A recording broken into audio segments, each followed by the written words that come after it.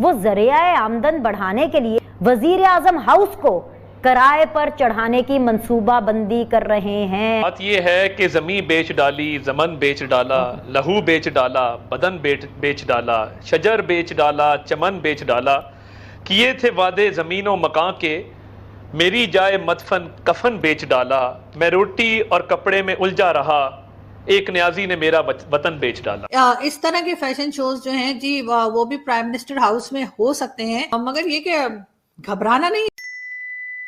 Rent a car तो अक्सर सुना होगा, आज हम आपको rent a prime minister house सुनाते हैं।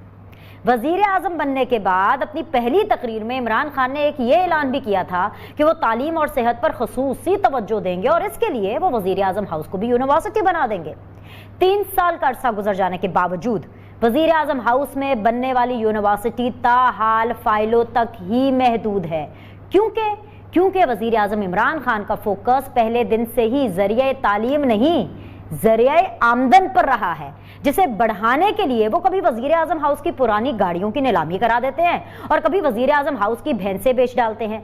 मगर अब वो कुछ नया करने जा रहे हैं। वो जरिया आमदन बढ़ाने के लिए पाकिस्तान के चीफ एग्जीक्यूटिव की सरकारी रिहाइश का यानी वजीर आजम हाउस को किराए पर चढ़ाने की मंसूबाबंदी कर रहे हैं। जी हां, बिल्कुल ठीक सुना आपने। वजीर आजम हाउस जहां यूनिवर्सिटी भी बननी है, जहां यूथ ने तालीम की दौलत से मालामाल भी कभी होना है, उसी वजीर आजम हाउस को अब किराए पर चढ़ाकर माल बनाने की प्लानिंग है।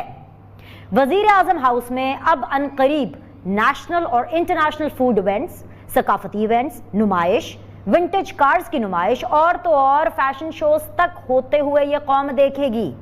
मुल्की और गैर मुल्की कंपनीज चंद हजार पाउंड्स, डॉलर्स और रुपयों के एवज वजीर आजम हाउस को किराए पर लेकर कॉर्पोरेट तकरीबात तक मुनक्किद कर सकेगी। वफाकी काबीना की मंजूरी के बाद वजीर आजम हाउस पर टू लेट यानी किराए पर दस्तयाब है का बोर्ड बहुत जल्द आवेजा कर दिया जाएगा। इस बड़ी खबर, इस आईब्रो रेजिंग खबर और इस दिल दहला देने वाली खबर के साथ मैं आप सब लोग को खुशामदीद कहती हूं। आज जब मैं फवाद चौधरी साहब को सुन रही थी, यकीन जानिए मैं झूठ नहीं बोलूंगी, मेरे रोंगटे खड़े हो गए कि रेंट अ कार सुना था, अब prime minister house is on rent. I mean दुनिया में कभी भी कहीं भी आपने सुना है that anything which is with in the premises of prime minister house, कुछ भी उसके प्रेमिसेस में उसको किराए के लिए, बाकी दुनिया के लिए, बाकी आम पब्लिक के लिए खोला जा रहा है और स्पेसिफिकली एलीट क्लास के लिए। How is this possible in the leap? अता साहब, यहाँ पे वजीर आजम हाउस को किराए पर देने की तैयारियां की जा रही हैं और आप लोग हैं कि अपने बयानिए में फंसे हुए हैं। कहाँ है ऑपोजिशन? मैं मौका नहीं मिला ये वजीर आजम हाउस पे बात करने के लिए। तो बात ये है कि ज़मीन बेच डाली, जमन बेच डाला, लहू बेच डाला, बदन बेच डाला, शजर बेच डाला, चमन बेच डाला, किए थे वादे ज़मीनों मकां के, मेरी जाए मदफन कफन बेच डाला, मैं रोटी और कपड़े में उलझा रहा, एक न्याजी ने मेरा वतन बेच डाला। प्रॉब्लम ये है कि आप आए हैं और वो दिन मुझे याद है, मैं बड़ी उनकी रिस्पेक्ट करता हूँ, एक फेमस मीडिया पर्सनैलिटी हैं, वो प्राइम मिनिस्टर हाउस के एक बाथरूम में बाथ टब में लेटे हुए थे और वो शो ये कर रहे थे कि ये गालिबन कोई सद्दाम हुसैन का महल है जिसमें आज अवाम को पहली दफ़ा एक्सेस मिला है। और वो बाथ टब में उन्होंने टांग पे टांग रख के जिस तरह तस्वीर खिंचवाई वो आज भी मेरे जहन में अच्छी तरह ताज़ा है। और एक एक कमरे का विजिट किया, जैसे पता नहीं अंदर क्या चीज़ें दबाई हुई थी। उसके हफ्ते बाद हमने भैंसें बेची बीनी सलीम साहिबा, और हमने दुनिया को बताया कि ये देखें, ये भैंसें हैं जो दूध देती हैं, ये भैंसें हम बेचने जा रहे हैं, इनसे जो रेवेन्यू आएगा पाकिस्तान का कर्जा उतारेंगे। उसके बाद हमने सारी गाड़ियां खड़ी की लॉन के अंदर और हमने कहा जी ये हम गाड़ियां भी ऑक्शन करने जा रहे हैं और बड़ा रेवेन्यू इकट्ठा होगा। नतीजा क्या निकला? अंग्रेजी की एक टर्म है पेनी वाइज पाउंड फूलिश।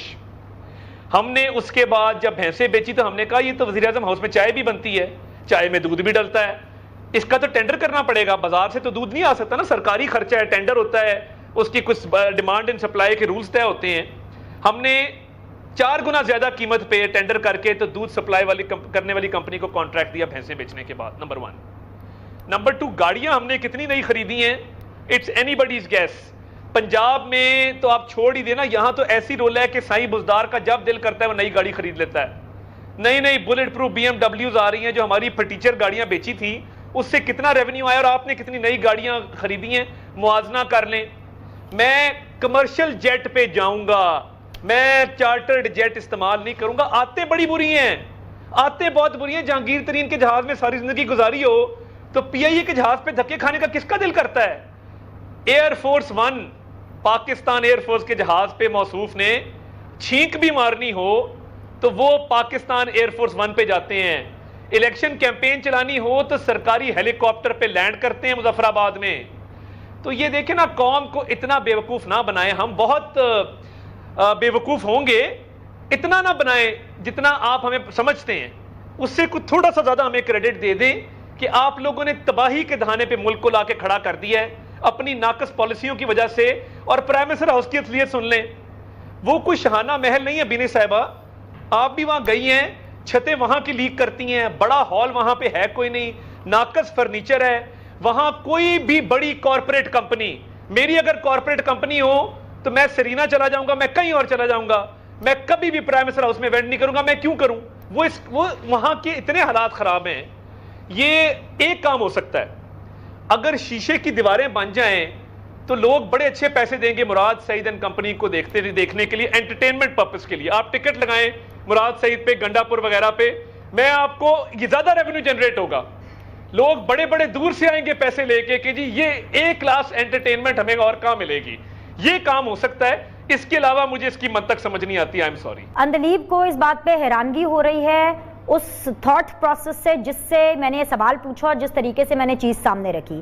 सर, जिस भी आप दिमागी कैफियत से, मुझे इसका जवाब जरूर दीजिएगा कि कोई भी किसी भी दिमागी कैफियत में हो, क्या आपको ये चीज समझ में आती है जहां से मैं देख रही हूं कि अगर प्राइम मिनिस्टर हाउस रेंट के लिए अवेलेबल होगा तो एक कमरे में at some point of time, एक हॉल में, एक ऑडिटोरियम में प्राइम मिनिस्टर, आपके डीजीआईएसआई, आपके आर्मी चीफ बैठ करके कौमी सलामती की मीटिंग कर रहे होंगे और दूसरे किसी हॉल में या दूसरे किसी ऑडिटोरियम में कोई कॉर्पोरेट इवेंट चल रहा होगा। आपको ये चीज समझ में आती है? सर, आप इस चीज को कैसे देखते हैं?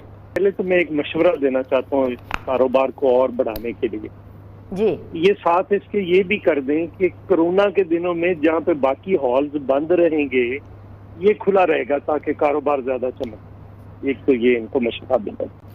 दूसरा ये है, हैरानी इस बात पे है कि इसको तो यूनिवर्सिटी बनना, और यूनिवर्सिटी बन के तो इसको तो यहाँ पे अब 3-4 क्लासेस जो हैं वो निकल चुकी होनी थी और वो पाकिस्तान के मुख्तलिफ शोबों में अपना रोल अदा कर रही होती। अब पहले वो तमाशा लगाया कि इसको बनाएंगे। मसला ये नहीं है कि कौन शाहाना, ये कभी फौजी आमरीत की बात नहीं करेंगे। ये सिर्फ आए इसलिए हैं कि ये जमहूरी हुकूमतों को अटैक करें। इनके मुंह से कभी नहीं आप सुनेंगे कि ये 35 साल का जिक्र करेंगे। ये बाकी 35 साल का जिक्र कभी नहीं करेंगे, बल्कि 37 साल 36 साल।